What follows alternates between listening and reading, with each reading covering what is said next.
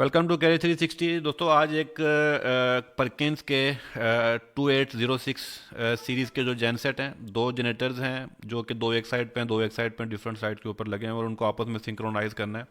तो ये अभी मैं लाइव हूँ, इसके साथ ये कनेक्ट किया हुआ, तो मैं अभी यहाँ से स्टार्ट करूँगा इसको। तो मैं आपको उसको स्काडा का जो फीचर हैं, इसके इनपुट और आउटपुट, इसके जो लोड शेयरिंग वाले जो फीचर्स हैं, जो इसकी कैलिब्रेशन वाले फीचर हैं, जो इसके एवीआर और गवर्नर के जो इंटरफेसिंग है, जो परसेंटेज वो इस्तेमाल कर रहा होता है, उसके बारे में जो है वो मैं आपको एक्सप्लेन भी करूंगा और आपको मैं दिखाऊंगा भी। तो अभी ये मैंने इसको कनेक्ट किया हुआ, तो यहाँ से मैं इसको मैनुअल मोड पे स्टार्ट करने लगा हूँ। तो यहाँ से तो ये बटन से मैं इसको स्टार्ट पुश करूंगा यहाँ से।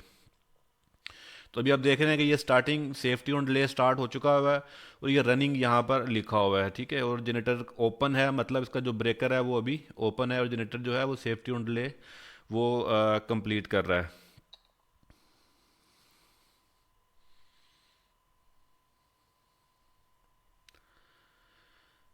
तो ये वार्म अप टाइम जो है ये कंप्लीट करेगा, 30 सेकेंड का इसके अंदर वार्म अप टाइम है जो ये कंप्लीट करेगा।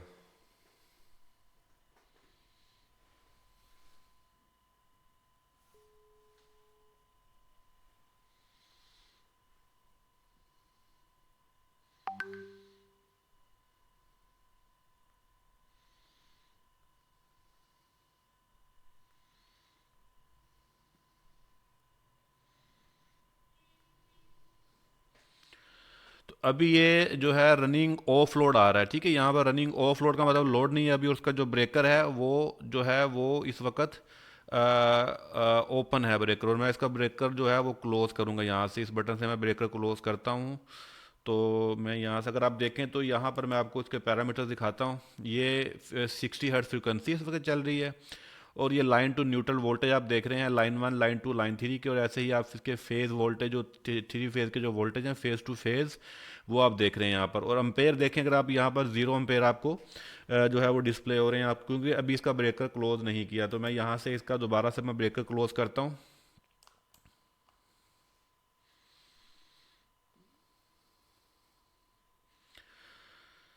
तो ये जनरेटर रनिंग ऑन लोड लिखा हुआ है, रनिंग ऑन लोड, ठीक है। और जनरेटर ऑन लोड यहाँ पे लिखा हुआ है और ये एलईडी आप देख रहे हैं कि ये एलईडी आपकी ग्रीन हो चुकी है। दैट्स मीन के ब्रेकर हैव बीन क्लोज्ड, आपका ब्रेकर जो है वो क्लोज हो चुका हुआ है। और ये एलईडी आपकी जनरेटर अवेलेबल की, यानी जनरेटर रनिंग है और ये ब्रेकर क्लोज है आपका लोड की तरफ। अगर मैं लोड डलवाता हूँ मैं इसके ऊपर थोड़ा सा, तो हमारे पास जो है लोड डालने के बाद अगर मैं पैरामीटर देखूंगा तो यहाँ पर ये देखें हमारे पास ये कुछ अम्पेयर आ गए हैं, line one, line two, line three के ऊपर अम्पेयर आने शुरू हो चुके हुए हैं। और जो है मैं इसकी देखता हूँ, पावर में जाते हैं तो ये पावर में हमारे पास 27%, 19%, और ये डिफरेंट परसेंटेज, टोटल परसेंटेज 90% के ऊपर चल रहा है।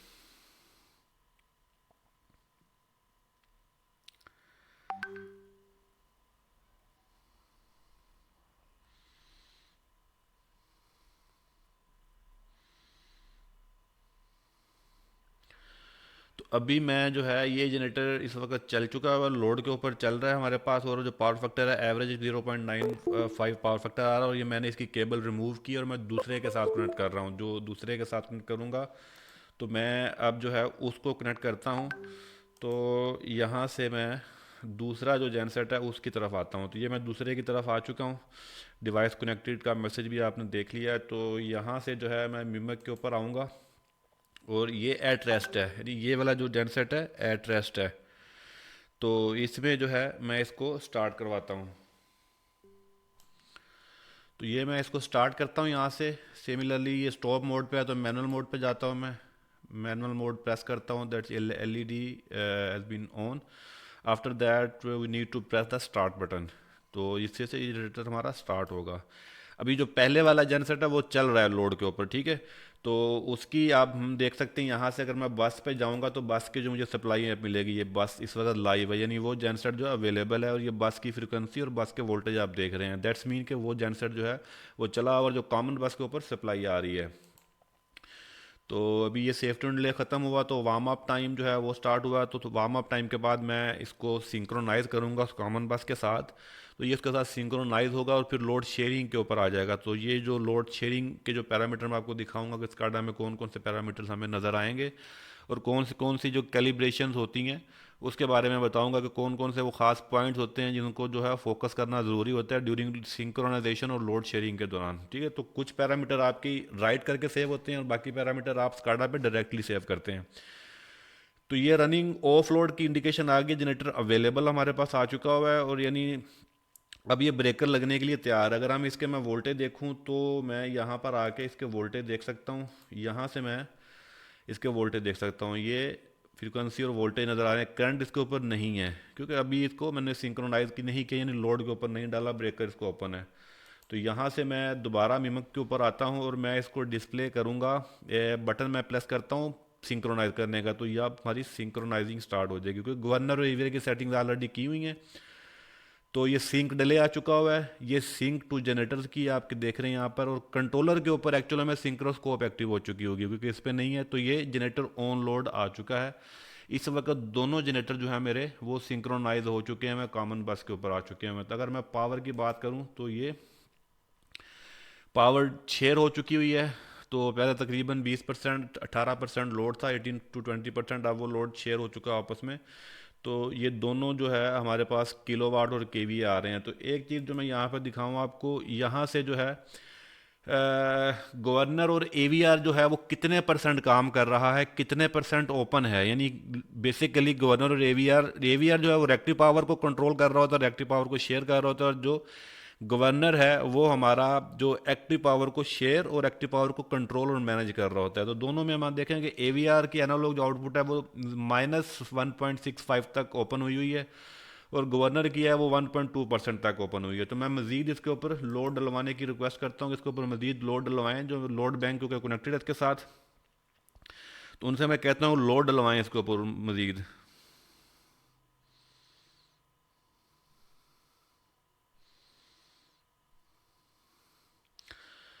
तो अभी मैंने लोड के बारे में बोला है, तो लोड हम इसके ऊपर डाल के देखते हैं। तो हमारे पास जो लोड अभी जो चल रहा है वो 9.4% 5% के ऊपर, तकरीबन 10% की शेयरिंग के ऊपर जो है वो दोनों जनरेटर जो है वो शेयरिंग कर रहे हैं, रनिंग ऑन लोड कर रहे हैं।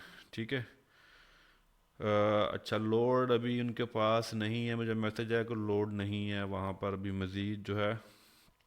चलें, इसकी जो है मल्टी सेट की बात करूं तो मैं आपको जो है मल्टी सेट की बात करने हैं।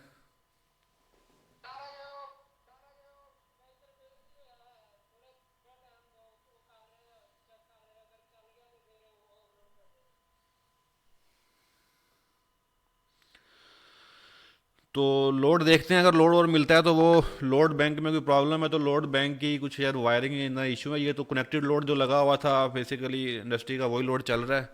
तो बाकी जो है वो लोड का जैसे ही होता है तो हम लोड डालने की कोशिश करते हैं। तो मीन वाइल आप देखें कि ये आप मल्टी सेट में यहाँ पर सेट ऑन द बस दो इस वक्त इसके साथ कनेक्टेड है। ठीक है, दो हमने कनेक्ट नहीं किए हुए इस कॉमन पर। अभी हम दो की टेस्टिंग कर रहे हैं, फिर हम दो की टेस्टिंग करने के बाद उनको कनेक्ट कर देंगे आपस में एमएससी लिंक। तो दो की हम अभी हमें दो अवेलेबल थे जेनसेट। ठीक है, जो दो हैं वो अभी थोड़ा सा काम हो रहा है उनके ऊपर। तो सेट ऑन लोड भी दो हैं और सेट ऑन द बस भी दो हैं। ठीक है, इसकी जो M S C I D है वो 1 है। ठीक है, इसकी एम एस सी 1 है और ऐसे ही जो दूसरा है उसकी M S C I D और प्रायोरिटी भी 2 के ऊपर सेट हुई हुई है। तो दोनों की आईडी और प्रायोरिटी इस तरीके से वो जो है वो सेट की जाती है। इसके बाद अगर मैं गवर्नर वाली सेटिंग्स में आऊँ तो वो मैंने आपको दिखा दी है। फिर हमारे पास जो पैरामीटर हैं, अगर मैं इनपुट्स की बात करूँ तो इनपुट्स में देखेंगे दो इनपुट जो हैं वो क्लोज हुई हैं, यानी remote start on load demand और जनरेटर क्लोज एक्सली, यानी ब्रेकर भी क्लोज है और remote start on load demand वाली इनपुट जो है वो एक्टिव हुई है। दो इनपुट्स हमारे पास एक्टिव है। इसके अलावा जो अगर हम आउटपुट्स की बात करें तो आउटपुट्स में मेरे पास जो है वो फ्यूल वाली आउटपुट क्लोज है और हमारे पास एक जनरेटर अवेलेबल की जो है आउटपुट वो हमारे पास क्लोज हुई हुई है। ठीक है, तो जनरेटर इस वक्त अवेलेबल है तो उसकी एक आउटपुट हमारे पास क्लोज है। तो इस आउटपुट का एक हम बजर की इंडिकेशन लगा सकते हैं जिससे हमें पता लगा कि जनरेटर हमारा अवेलेबल हो चुका हुआ है। तो इसके बाद अगर हम बात करते हैं, ये हमारे पास बस की सप्लाई आ जाती है यहाँ पर। लोड की बात करते हैं मल्टी सेट, यहाँ पर हम अपनी सेटिंग करते हैं रैंप रेट को, रैंप ऑन ऑफ की वो सेटिंग कर रहे होते हैं कि रोड जो रैंप ऑन और रैंप ऑन और रैंप ऑफ जो है वो लोड की हम परसेंटेज की वैल्यू देते हैं। तो वही वैल्यू हमें यहाँ शो हो रही थी जो हमने एडिट कॉन्फ़िगरेशन में सेट की होती है। गवर्नर और एवीआर का जो आउटेज है वो कितनी खुली हुई है वो हमें पता चल रहा है। इसके अलावा मैं इंजन की अगर मैं बात करूं, तो इंजन के पैरामीटर में देखें तो हमारे पास बैटरी वोल्टेज आ रहे हैं, चार्जर अल्टरनेटर के वोल्टेज आ रहे हैं, रनिंग आर्स आ रहे हैं हमारे पास, और आरपीएम स्पीड आ रही है। कूलेंट टेम्परेचर वगैरह इसके साथ एनेबल नहीं किया हुआ, क्योंकि वो जनरेटर का जो अपना कंट्रोलर है उसके साथ जो है वो कंपेटिबल किया हुआ है। तो ऐसे ही जो है ना, ये चल रहा है। अभी मैं जनरेटर नंबर अगर मैं आपको दिखाऊं, मल्टी सेट में आता हूं, तो ये 1 के साथ है। मैं दोबारा 2 के साथ कनेक्ट करके आपको दिखाता हूँ।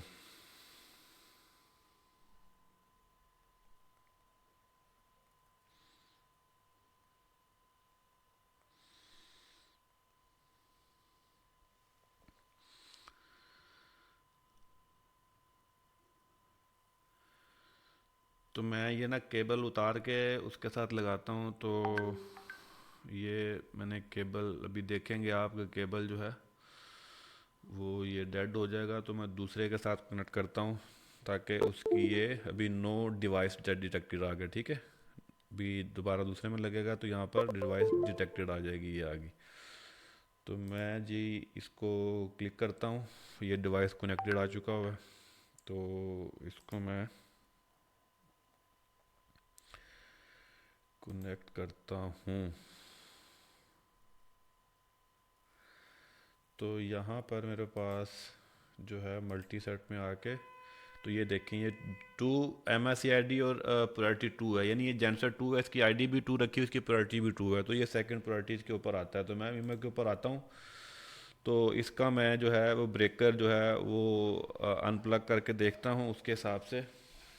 तो ये इसको मैं दोबारा, इसका जो ब्रेकर है इसको मैं एक दफ़ा वैसे टेस्टिंग के लिए इसको ओपन करता हूँ, तो ये रैम्प डाउन होगा, यानी लोड जो है वो ग्रेजुअली ट्रांसफ़र करेगा, और फिर दोबारा मैं सिंक करके फिर ये रैम्प ऑन करेगा उसको, ठीक है। तो यहाँ से मैं ब्रेकर ओपन कर सकता हूँ। तो इधर से ब्रेकर ओपन करने से ये है कि हमारा जो ये हमारा रैम्प ऑफ जनरेटर लिखा हुआ आ गया, तो ये रैम्पिंग हो रही है लोड की, यानी रैम्प टूवर्ड जनरेटर नंबर 1। तो उसकी तरफ ये जनरेटर लोड देने के बाद ये ओपन हो चुका हुआ है। सिमिलरली आप देखेंगे कि अब इसके ऊपर पावर जो है वो नहीं होगी। तो यहाँ पर आप देखें 0 पावर पे चला गया हुआ है। वोल्टेज आप देखेंगे तो आपको मिलेंगे, करंट और वोल्टेज और फ्रिक्वेंसी मिलेगी, एम्पेयर चले गए हैं। तो अगर मैं बस की बात करूंगा, तो बस पे हम आते हैं, तो बस के वोल्टेज अवेलेबल है। इसका मतलब है जो फर्स्ट वन अदर वन जेन सेट है वो ऑलरेडी इसके साथ कनेक्टेड है, नहीं डीजी नंबर 1 जो है कनेक्टेड है। तो दोबारा मैं इस पे पे आता हूँ और मैं इसको सिंक्रोनाइज करता हूँ, क्लोज करूँगा, तो ये फिर अगेन लोड को जो है वो ग्रेजुअली लोड टेक ऑफ करेगा और शेयरिंग मोड पे आ जाएगा। तो दैट्स द सिंक्रोनाइज। तो ये सिंक डिले आया है। सिंक डिले के बाद जैसे ख़त्म होगा तो फिर सिंक टू द जनरेटर। इस वक्त सिंक्रोस्कोप ऑन हो चुकी हुई है इसकी स्क्रीन के ऊपर, जो कि एक्चुअल फिजिबली पैनल के ऊपर लगा हुआ है, ठीक है। ये तो मैंने कंप्यूटर के साथ कनेक्टेड हूँ। तो ये जनरेटर ऑन लोड दोनों दोबारा सिंक्रोनाइज हो चुके हैं। अगर मैं पावर की बात करूँ, तो पावर में मेरे पास देखें कि हमारा वही तकरीबन 9.7 9.4 तकरीबन राउंड अबाउट 10% उसका 500 किलोवाट के सेट है, तो तकरीबन 10% जो बनता है लोड, उस हिसाब से ये लोड जो है वो शेयरिंग कर रहे हैं इक्वली 500 केवीए के जेन सेट हैं दोनों। तो इसकी जो है उस हिसाब से परसेंटेज जो है वो सेट हुई है 500 किलोवाट, तकरीबन 450 500 किलोवाट बनते हैं इसके केवीए के हिसाब से, 550 उसके किलोवाट बनते हैं। पावर फैक्टर जो है वो 0.9899 के करीब चल रहा है इस वक्त। इसका अभी लोड बैंक जो है वो नहीं हो सका, ये जो थोड़ा बहुत लोड था वही कनेक्टेड है इसके साथ। तो ये है सारी चीज़ें। इसके बाद जो है मैं अगर आपको मेंटेनेंस के, आप अलार्म सेट कर सकते हैं। मेंटेनेंस पे आपको इंडिकेशन चाहिए, आपको इंडिकेशन मिल सकती है, वार्निंग मिल सकती है। इंजन के जो आर्स हैं उनको आप जो है वो आप कम ज़्यादा कर सकते हैं। वो सारी सेटिंग्स आप यहाँ से कर सकते हैं इजीली, वो स्काडा वाले फीचर के अंदर से। तो ये बेसिकली सिंक्रोनाइजेशन लोड शेयरिंग है डिफरेंट, जो हम कंट्रोलर से, ये इसी को हम लोड मैनेजमेंट भी कह सकते हैं। इसके अंदर लोड मैनेजमेंट भी है। लोड मैनेजमेंट में क्या आएगा कि आपके जो रनिंग आवर्स हैं आप उनको बैलेंस भी कर सकते हैं, इक्वल भी कर सकते हैं, कि और आपको जो जितने भी जेनसेट उस कॉमन बस के साथ हैं वो इक्वली जो है अपने आवर्स को मेंटेन करते रहें। फॉर एग्जांपल अगर आपका जो लोड है वो इतना है कि एक ही जनसेट चलता है, दूसरों की बारी कम आती है, तो एक जनसेट के घंटे जो हैं आर्स हैं वो इंक्रीज होते जाएंगे। यानी एक जनसेट लेट्स सपोज 500 आवर चल चुका है और दूसरा जो है वो सिर्फ 50 आर रनिंग आवर्स कंप्लीट किए हैं, तो जो तीसरा होगा वो शायद 5 घंटे भी ना चला हो। तो इसलिए हम क्या करते हैं, लोड मैनेजमेंट के हिसाब से हम उसको रनिंग आवर्स को भी मैनेज कर सकते हैं, ताकि इक्वली इक्वली जो है वो लोड घंटे जो है वो मैनेज करते रहें, ताकि जो मेंटेनेंस का शेड्यूल है एक के ऊपर बर्डन ना पड़े। तमाम जनसेट जो है वो रनिंग में भी रहें और अपने अपने जो घंटे हैं वो भी कंप्लीट करते रहें। तो ये लॉजिक थी बेसिकली स्काडा की, जिसमें आपको मैं गवर्नर और एवीआर की जो इंटरफेसिंग के हवाले से है, जो वो जो यूजेज जिससे हमें आइडिया होगा कि कितने परसेंट जो खुला हुआ है गवर्नर और हमारा एवीआर, इससे हमें बेहतर तरीके से अंदाज़ा हो जाता है। तो ये इसलिए वजह स्मूथली जो है ये लोड शेयरिंग हो रही है, स्मूथली सिंक्रोनाइजेशन चल रहा है, बिल्कुल परफेक्टली जो है आप देख रहे हैं कि आपके सामने ये चल रहा है, बिल्कुल स्मूथ एक ऑपरेशन है। तो इस तरीके से हम 4 6 8 10 जितने भी जनसेट हों, हम उनको आपस में जो है वो लोड शेयरिंग और उनकी लोड मैनेजमेंट और उनके ऑटोमेशन जो है वो इस तरीके से परफॉर्म कर सकते हैं। उम्मीद करता हूँ आपको काफ़ी जो है इन्फॉर्मेशन मिली होगी इस वीडियो से। If you need any further information और असिस्टेंस, तो आप कॉल कर सकते हैं, मैसेज कर सकते हैं, आप रिप्लाई कर सकते हैं, कमेंट सेक्शन में कमेंट कर सकते हैं, आप ईमेल भी कर सकते हैं, बहुत सारे ऑप्शंस हैं। तो मैं आपको जो है वो अकॉर्डिंगली रिप्लाई देने की कोशिश करूँगा। मिलते हैं किसी अगली शानदार वीडियो में। Wish you all the best of luck. अल्लाह हाफिज़।